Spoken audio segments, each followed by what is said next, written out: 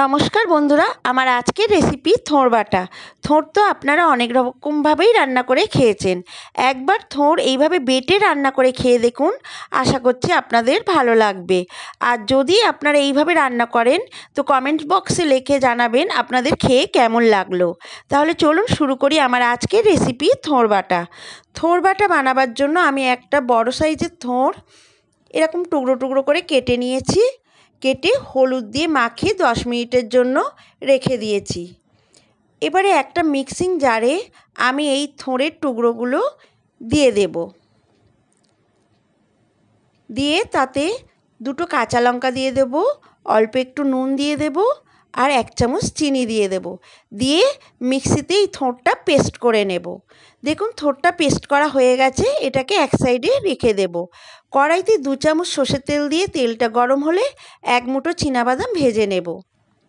চীনাবাদামটা ভাজা হয়ে গেলে তুলে রেখে দেব। ওই তেলেই 1/2 চা চামচ কালো জিরে আর 2টো শুকনো লঙ্কা ফাটিয়ে দিয়ে দেব ফোড়নের জন্য। ফোড়নটা কয়েক সেকেন্ড ভাজা ভাজা করে নেব।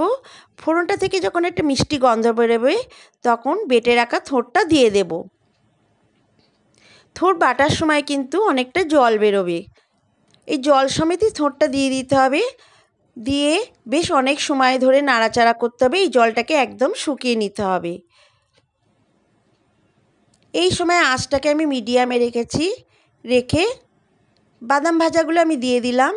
দিয়ে থোড়ের সঙ্গে ভালোভাবে মিশিয়ে নেব। দিয়ে অনবরত নাড়াচাড়া করতে থাকব যতক্ষণ না থোড়ের জলটা শুকিয়ে যায়। এই পর্যায়ে আমি কিছু গুঁড়ো মশলা দিয়ে দেব। 1/2 চা চামচ হলুদ গুঁড়ো, 1/2 চা চামচ কাশ্মীরি লঙ্কার গুঁড়ো আর স্বাদ মতো একটু নুন দিয়ে আবার থোড়টাকে নাড়াচাড়া করব। বেশ অনেক সময় ধরেই নাড়াচাড়া করতে হবে যতক্ষণ না থোড়ের জলটা শুকিয়ে আসে। থোড়টা কড়া থেকে ছেড়ে আরম্ভ করে দেয় ততক্ষণ থোড়টাকে এইভাবে নেড়ে যেতে হবে। বেশ অনেকটা জল শুকিয়ে এসেছে। এবারে স্বাদের জন্য আমি 1 চামচ চিনি দিয়ে দেব। যেহেতু নিরামিষ রান্না, চিনি দিলে একটু ভালো লাগে, টেস্ট হয়। থোড়টাকে বেশ অনেক সময় ধরে রান্না করে নিয়েছি, আমি নাড়াচাড়া করে নিয়েছি। দেখুন জলটা একদম শুকিয়ে গেছে আর থোড়টা কড়া থেকে ছেড়ে দিতে আরম্ভ করেছে। আরেকটু শুকিয়ে নেব, এইভাবে নাড়াচাড়া করে নেব।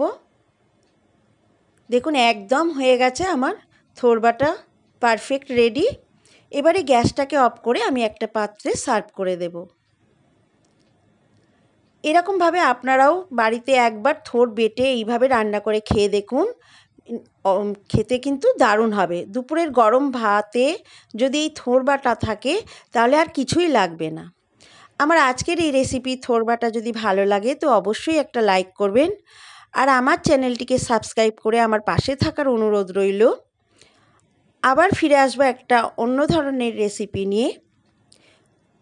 ততক্ষণে সবাই ভালো থাকবেন, সুস্থ থাকবেন আর আমার ভিডিওটা দেখার জন্য সবাইকে ধন্যবাদ।